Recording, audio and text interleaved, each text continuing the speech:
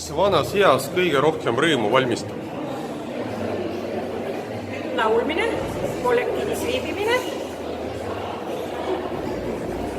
Ja täpselt sama. Ikka laulmine ja kollektiivis. Eriti kollektiivis laulmine. Muusika ja tantsimine. Mis noortel on vanematelt inimestelt õppida?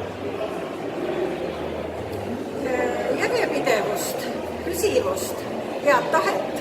Ja mina arvan ka, et vastupidavust, seda tuleb noortel õppida. Vastupidavust täpselt. Sedasama. Hea tervis. Kuidas vanemas eas oma keha ja meel head vormis hoida?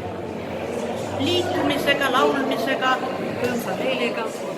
Rõõmsa meelega ja laulmisega.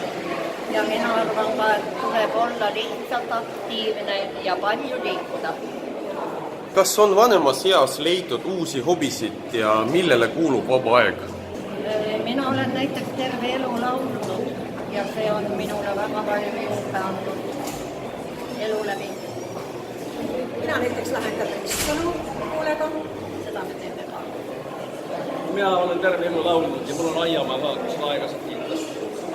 Mina laulan suvila Ja mina laulan ka kogu elu olen laulnud ja tegelenud muusikaga.